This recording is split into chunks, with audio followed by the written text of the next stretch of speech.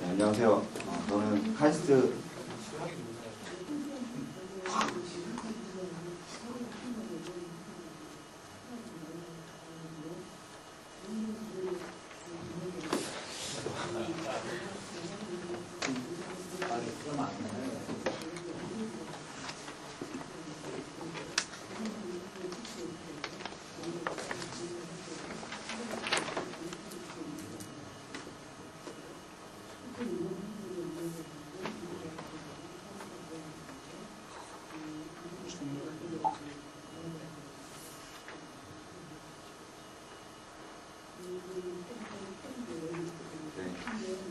카이스트 박성훈 교수님 연구실의 박정우라고 합니다. 오늘 제가 말씀드릴 내용은 정유사의 재무위험 재무위험을 원유 현물과 선물 계약을 통해서 관리하는 방법에 대해서 말씀드리겠습니다. 저희 연구 동기는 다음과 같습니다. 최근까지 프로세스 엔지니어들의 주된 도전이라고 하면 시스템 아이디와 컨트롤부터 해서 어떻게 하면 최적의 제품을 생산할 것인가, 그리고 생산 과정을 어떻게 최적화할 것인가, 이러한 모든 도전들은 회사들의 이익을 극대화하는 것에 초점을 두고 있었습니다. 근데 최근과 같이 원유 가격이 폭등을 하거나 폭락을 하고 환율의 변동이 심해짐에 따라서 이러한 이익 극대화뿐만 아니라 이익 극대화에서 발생하는 재무 위험을 어떻게 관리할 것인가가 중요한 도전이 되고 있습니다. 그래서 저희는 정유사의 재무 위험을 관리하는 것을 대상 문제로 삼았고, 그렇게 하게 된 이유에 대해서 말씀드리겠습니다. 정유사는 제품을 생산하기 위해서 원유를 도입하게 되는데, 특징은 원유 가격이 굉장히 변동성이 심하다는 것과, 그로 인해서 그래프에서 나타난 것과 같이 정제 이익이 이익과 손실을 이렇게 왔다 갔다 번갈아 할 정도로 굉장히 불안정한 상태에 있습니다. 그리고 원유를 도입하기 위한 계약을 체결하는데, 그 계약은 한 번 계약을 맺게 되면 시장 상황에 따라서 변화를 시킬 수 없다는 단점이 있습니다. 정유사가 원유를 도입하기 위해서 크게 세 가지 방법으로 원유를 도입합니다. 그래서 대부분의 국내 정유사들이 하고 있는 것과 같이 60~70%는 안정적으로 원유를 도입받기 위해서 장기 계약을 통해서 구매를 하고 있습니다. 그리고 나머지 추가적으로 필요한 부분은 30~40% 정도는 각각의 현지의 특성에 맞게 가격과 성질이 결정이 되는 현물 계약을 통해서 구매를 하고 있고, 추가적으로 현재 국내 정유사들은 하고 있지 않지만 그런 재무 위험을 관리하기 위해서 원유 선물 거래를 같이 수행하고 있습니다. 그래서 저희는 이 세 가지 계약을 어떻게 최적화함으로써 재무 위험 관리를 할 수 있다라고 문제를 삼고, 문제를 최적화 방법으로 해결을 하였습니다. 정유사에서 재무 위험이 발생하는 이유는 다음과 같습니다. 그래서 아시다시피 정유사가 원유를 구매 계획을 세우고 구매 계약을 맺은 다음에 구매된 원유가 배를 통해서 국내로 들어오게 됩니다. 그런데 이때 발생하는 문제는 원유가 국내로 들어오는데 거의 한 달 정도의 시간이 소요되기 때문에 구매를 결정하는 시점과 나중에 원유를 받아서 제품을 판매하는 시점 사이에 한 달의 갭이 존재하게 됩니다. 그래서 이 한 달 동안의 가격이 어떻게 변할지 모르기 때문에 이 가격이 이 한 달 동안에 굉장히 크게 바뀌게 된다면 정유사의 이익도 또한 크게 변동하게 되는 그런 위험을 가지고 있습니다. 그래서 실예로 말씀을 드리자면 원유를 들어올 때 크게 두 가지 종류의 계약이 있습니다. 그래서 원유의 가격을 지불할 때 원유를 이제 선적하는 시점의 가격으로 원유 가격을 지불하는 계약 조건이 있고, 한 달 후에 원유가 들어오고 났을 때 그때의 가격으로 지불하는 두 가지 종류의 계약이 있습니다. 그래서 지금 국내 정유사 A와 B 두 개의 회사가 있는데, B 회사는 원유를 받을 때 당시의 가격으로 원유를 구매를 했고, 구매할 때 당시 가격으로 구매를 했고, A 회사는 이제 원유가 국내에 들어오고 난 시점의 가격으로 사는 것으로 계약을 맺었습니다. 그래서 이와 같이 이렇게 원유 가격이 떨어질 때 단지 한 달 차이의 한 달의 시점 차이 때문에도 각 정유사가 구매하는 원유 가격의 차이가 크게 나타나게 됩니다. 그래서 실제로 2008년 3분기에 A와 B 회사가 원유를 구매하기 위해서 지불하는 가격의 차이가 나타났는데요.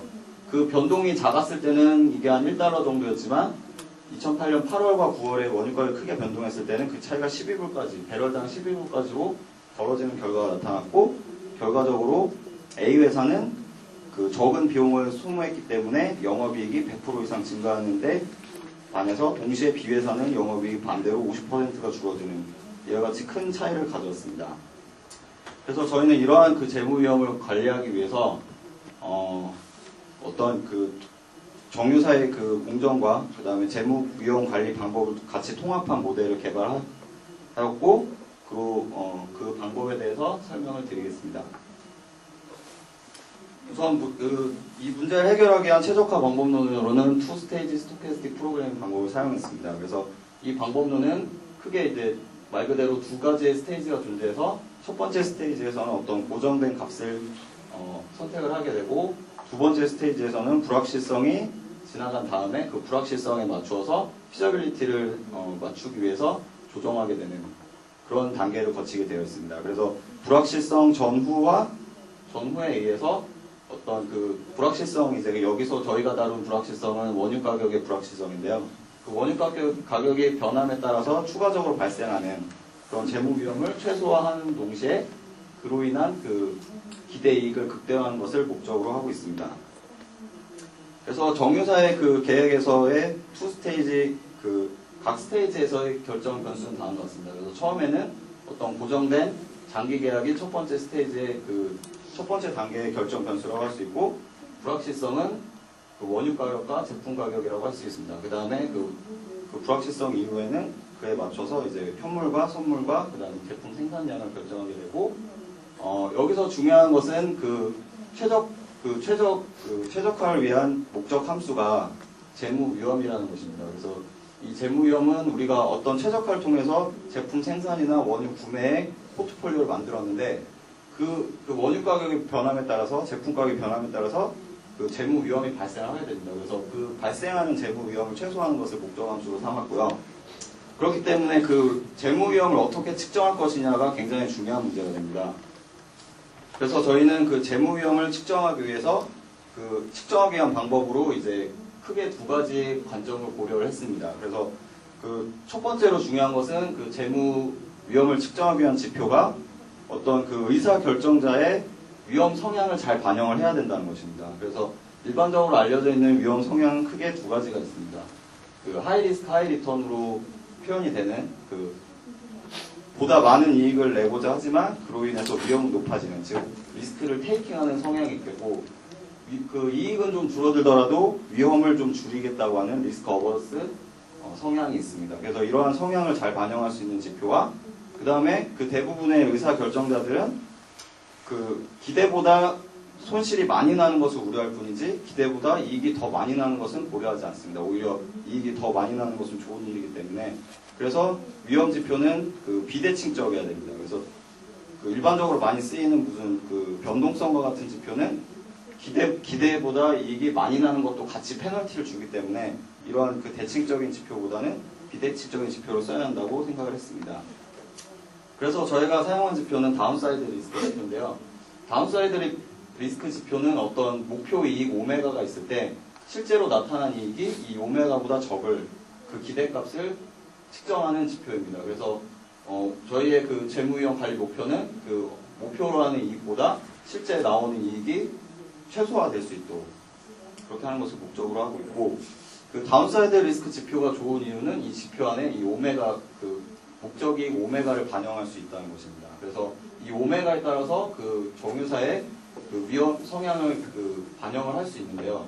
쉽게 생각하면 그 어떤 정유사가 손실 나는 것을 좀 더 줄이겠다라는 그것을 목적으로 삼는다면 오메가를 상대적으로 낮게 잡게 됩니다. 그래서 이 손실날 위험을 줄이는 쪽에 집중을 하게 되고, 이것은 리스크 어버스 전략이라고 할 수 있습니다. 근데 반대로 정유사가 좀 위험은 증가하더라도 이익을 많이 내겠다 하면은 오메가를 크게 잡습니다. 그래서 이 크게 잡은 이 오메가의 위험이 작아지는 것을 목적으로 하게 됩니다. 그래서 이와 같이 그 위험 성향에 따라서 그 목표이익 오메가를 다양하게 잡을 수 있기 때문에 저희는 다양한 그 목표이익 오메가를 잡고 그에 따른 결과를 비교하였습니다. 그래서 목적 함수는 다음과 같고요. 첫 번째 단계로는 그 현물 최적화를 할 때는 그 원유를 현물로 사서 거기로부터 발생한 이익을 반영을 하고요. 두 번째 최적화로는 그 이익에다가 그 선물 해지 거래를 통해서 변형된 이익, 그것을 목적 함수로 삼아서 두 가지의 최적화를 진행하였습니다. 저희가 대상으로 삼은 그 정유 공정은 다음과 같고요. 간단한 공정입니다. 그래서 여기서 두바이유를 장기 계약으로 사고 있고 나머지 5개의 그 5만 유를 비롯해서 이런 그 원유들은 현물 계약으로 구매한다고 가정을 하였습니다. 그리고 흔히 많이 사용되는 WTI 그 선물을 해지를 위해서 사용한다고 가정을 하였습니다.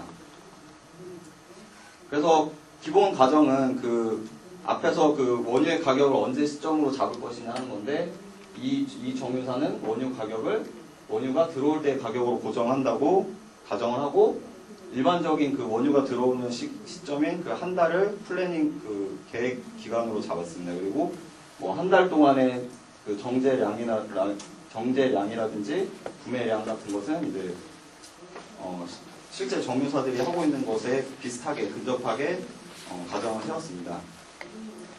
그래서 이익의 분포가 어떻게 나타날지를 보기 위해서는 그 앞으로 원유 가격과 제품 가격이 어떻게 변할 것인가 하는 그 시나리오를 만들어야 되는데요. 그 시나리오를 만들 때는 현재 그 시장 가격을 기초로 해서 한 달이라는 짧은 기간 동안에는 시장 가격이 랜덤워크 움직임을 하기 때문에 그 랜덤워크 모형에 맞는 그 지오메트리 브라우니안 모션을 써서 한 달 이후의 가격의 시나리오를 만들었습니다. 그리고 거기에 필요한 파라미터 값들은 실제 그 시장 데이터로부터 구하였습니다. 첫 번째로 그 원유 현물 최적화를 수행하였는데요. 수행한 결과는 다음과 같습니다. 그래서 일반적으로 뭐 다른 정유사는 이제 아예 현물 거래를 하지 않고 그 고정된 그 원유 공급자로부터 그냥 장기 계약으로 계속 공급을 받습니다. 그래서 그렇게 예를 들어서 두바이유만을 계속 장기로 공급받는 경우와 그 두바이유를 한 60% 정도로 공급을 받으면서 나머지는 현물 거래를 통해서 이제 원유의 구매를 분산했을 때 그때 위험이 줄어드는 것을 비교를 해봤습니다. 그래서 비교를 해봤을 때 앞서서 이제 타겟 프로핏을 여러 개로 두고 위험 성향을 반영하기 위해서 타겟 프로핏을 여러 개로 두고 이제 비교를 했다고 말씀드렸었는데요. 그래서 타겟 프로핏이 이렇게 변함에 따라서 다운사이드 리스크가 줄어드는 정도를 비교를 해본 결과 현물 거래를 했을 때 그 타겟 프로핏이 0보다 작은, 즉 손실을 줄이고자 하는 것을 목적으로 두었을 때는 다운사이드 리스크가 굉장히 많이 줄어드는 그런 효과가 나타났습니다. 하지만 반대로 이제 이익을 많이 내고자 하는 그 리스크 테이킹 전략을 취한 그 높은 타겟 프로핏 영역에서는 현물 거래를 통해서는 위험이 크게 줄어들지 않는 그런 한계가 드러났습니다.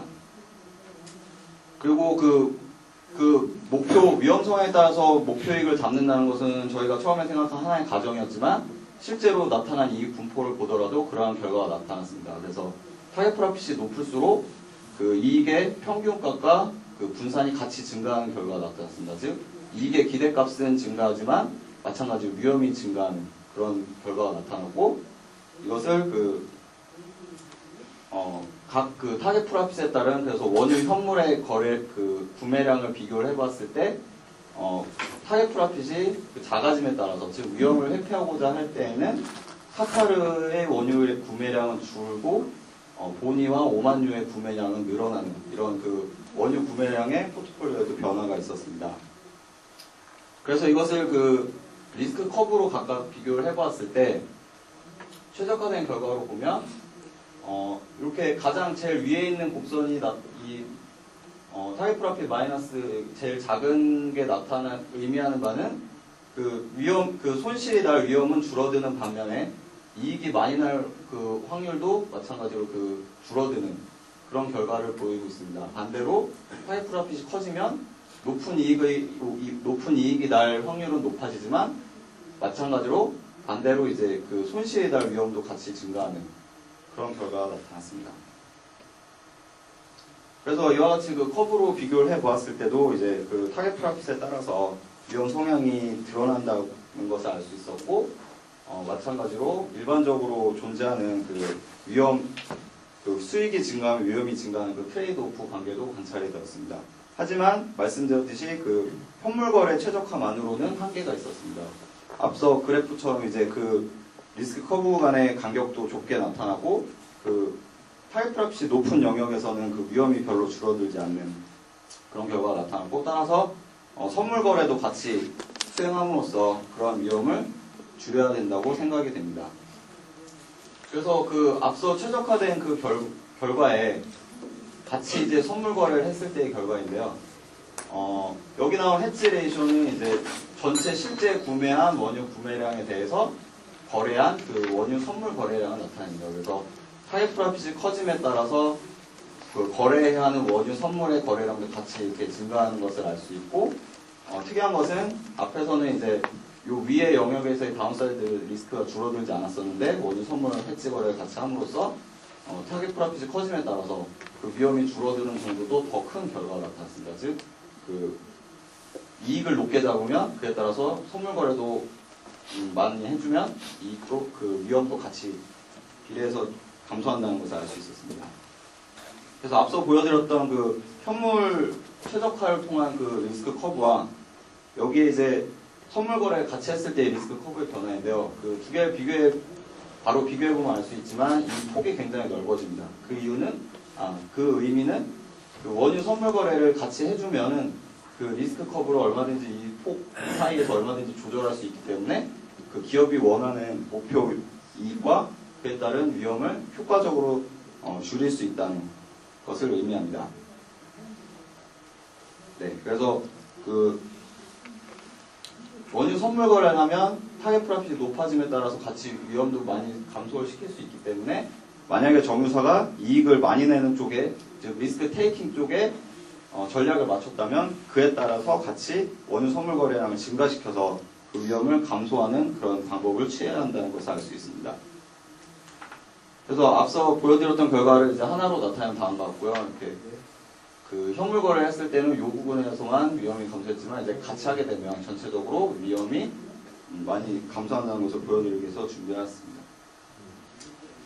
네, 그래서 결론을 말씀드리면 저희는 이제 최적화 방법론을 사용해서 그 투스테이지 스토캐스틱 프로그래밍과 그의 목적 함수를 다운사이드 리스크로 둔 그 재무 위험 관리를 제안을 하고요. 그 다양한 그 위험 성향을 그 타겟 프로핏을 통해서 반영할 수 있다. 그리고 그에 따른 재무 위험은 원유 현물과 선물 거래로 관리를 할 수 있는데, 현물 거래를 통해서 원유 구매처를 다양화하는 것은 그 위험을 줄이고자 할 때 굉장히 효과적인 걸 알 수 있었고, 선물 거래를 하면은 이익을 보다 많이 내고자 하는 그런 그 전략에 보다 효과적인 좀 서로 다른 결과가 나타났음을 이 연구 결과를 통해서 알 수 있게 되었습니다. 네, 발표는 여기까지입니다. 감사합니다.